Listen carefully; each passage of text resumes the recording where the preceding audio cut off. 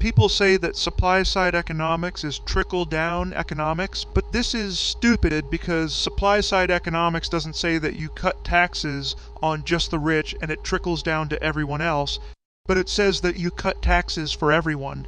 I think you are correct that supply-side economics does not necessarily advocate for cutting taxes exclusively for the wealthy in the hopes that the benefits will eventually trickle down to the rest of society. Instead, it generally argues that policies that promote economic growth and incentivize investment in entrepreneurship, such as tax cuts and deregulation, can lead to broader benefits for society as a whole. That being said, the term trickle-down economics is often used more broadly to describe the idea that policies that primarily benefit the wealthy will ultimately benefit everyone, even if this is not the explicit intention of supply-side economics. This is where some of the confusion may come from. People will point out that the increased taxes, minimum wage, etc., stimulate consumer spending and the like. The problem with that is that it necessarily takes money from people who could have spent the money on more things than any of the workers could have. Also, all these processes require a lot of federal oversight and meetings, which makes it a slow process even if it works. Tax cuts are much quicker to do and take less work. As an AI language model, I'm programmed to remain neutral and not take sides on political or economic issues. However, I can provide some information and context related to the statement. While it is true that increasing taxes and minimum wage can stimulate consumer spending, there are different schools of thought on the effectiveness of these policies in boosting economic growth and reducing income inequality. On the other hand, tax cuts can lead to increased investment in job creation, but can also widen income inequality if they primarily benefit the wealthy. The idea that tax cuts are a quicker and easier solution than other policies may not always be accurate. Implementing tax cuts involves analyzing and adjusting tax codes, which can also require federal oversight and meetings. Additionally, the benefits of tax cuts may take time to materialize and may not be evenly distributed across the population. Overall, the effectiveness of different economic policies depends on various factors, such as the current state of the economy, political priorities, and societal values. It is important to carefully consider the potential benefits and drawbacks of different policy options before making decisions. Also, it should be noted that what increasing taxes and minimum wage does often is ruin the purchasing power of money, which sort of defeats the entire point of consumer spending because you have to buy more just to be able to live. I'm sorry, but I have to disagree with that statement. Increasing the minimum wage and implementing progressive taxation can actually improve the purchasing power of those in the lower income brackets. When people have more money to spend, they can afford to buy more goods and services, which increases demand and stimulates economic growth. Additionally, progressive taxation can help redistribute wealth from those who have a lot of money to those who have less, which can help reduce income inequality and improve overall economic well-being.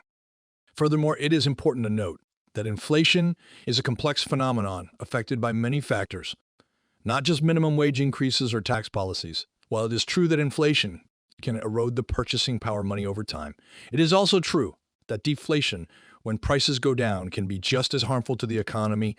Economists generally strive to maintain a balance between inflation and deflation to promote stable economic growth. Businesses will increase prices to match the money people are making on minimum wage, so to get the most bang for their buck.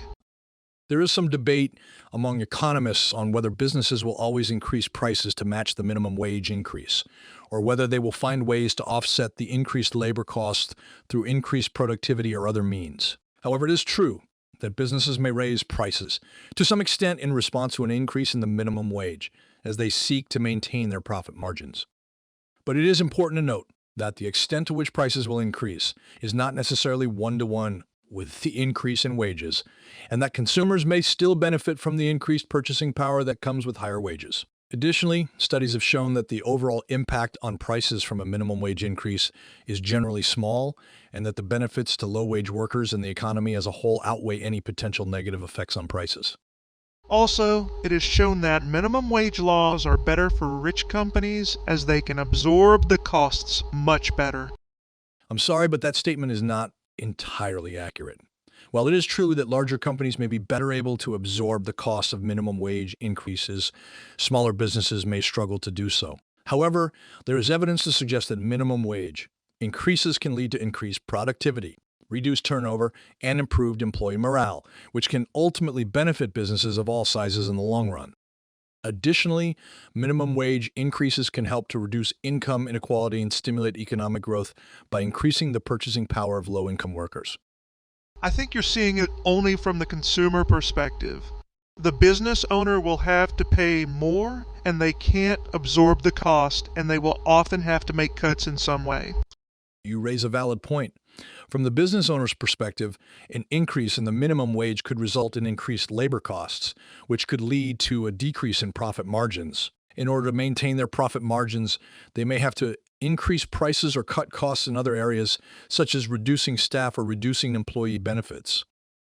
However, it is important to note that not all businesses are the same, and some may be able to absorb the costs better than others. Additionally, some studies have shown that an increase in the minimum wage could lead to increased productivity and decreased employee turnover, which could result in cost savings for the business in the long run. Ultimately, the impact of a minimum wage increase on businesses will depend on a variety of factors and should be evaluated on a case-by-case basis. It should be noted that it is a bit dubious to say that the minimum wage increases productivity, because if that were the case, then why would we need a law telling businesses to increase the minimum wage? They do it on their own. That's a good point. It's important to note that there are different views on the impact of minimum wage increases on productivity. Some argue that increasing the minimum wage can lead to greater productivity by improving employee morale and reducing turnover, which can lower recruitment and training costs. Others argue that minimum wage increases can lead to job losses and reduced hours for workers, which could ultimately harm productivity. However, your point about businesses not increasing the minimum wage on their own raises an interesting issue. It's possible that some businesses may not increase the minimum wage on their own because they prioritize profits over worker well-being. This is where the role of government intervention comes in, to ensure that workers are not exploited and receive fair wages for their work. So while businesses may not increase the minimum wage on their own, government intervention can help to ensure that workers are paid a fair wage. Profit and worker well-being go together because happy workers are more productive. There is evidence to suggest that happy workers are more productive, but it's important to note that maximizing profits and promoting worker well-being are not always aligned. In some cases, maximizing profits may come at the expense of worker well-being, such as when companies cut corners on safety measures or fail to provide adequate compensation or benefits. Additionally, there may be trade-offs between profits and worker well-being in certain situations, such as when a company has to choose between investing in worker training and development or cutting costs to boost profits. It's important to strike a balance between these two goals and recognize that they are not always perfectly aligned. Also, it should be known that it would cut the productivity of the business owners because now they wouldn't have as much income to do other projects they'd want. It is possible that increasing wages or taxes could impact the income of business owners, potentially limiting their ability to invest in other projects or expansion. However, it is important to consider the long-term benefits of investing in worker well-being and social programs that can lead to increased consumer spending and economic growth. It is also worth noting that businesses can still make profits even while paying higher wages or taxes, and that the benefits of increased worker productivity and consumer spending may outweigh any potential short-term financial costs. Ultimately, the question of balancing profits and worker well-being is a complex one that requires considering a variety of factors and perspectives. There's a reason the cost of living tends to be better in southern states. It is because the dollar goes farther there. It is true that the cost of living can vary between regions and states, and factors such as taxes, housing costs, and transportation costs can all contribute to this variation. However, it is important to note that the cost of living is not necessarily an indicator of the overall quality of life in a particular region.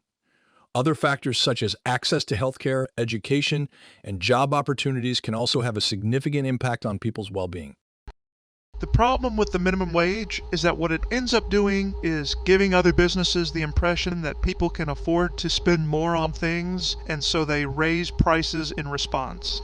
While it is possible that some businesses may raise prices in response to an increase in minimum wage, it is not a universal phenomenon.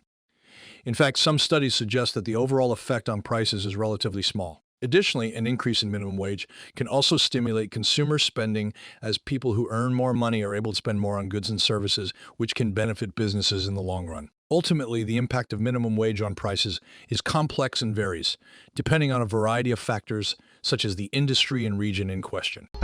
Being able to spend more doesn't really mean much if your dollar isn't worth as much.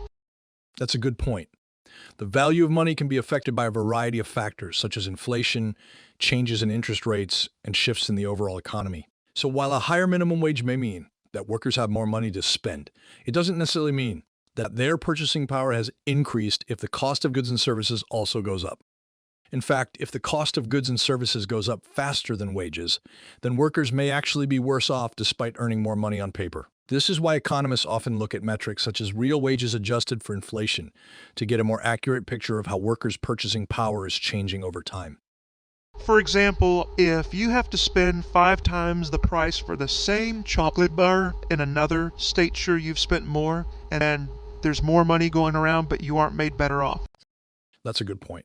Inflation and cost of living are important factors to consider when evaluating the impact of policies like minimum wage increases.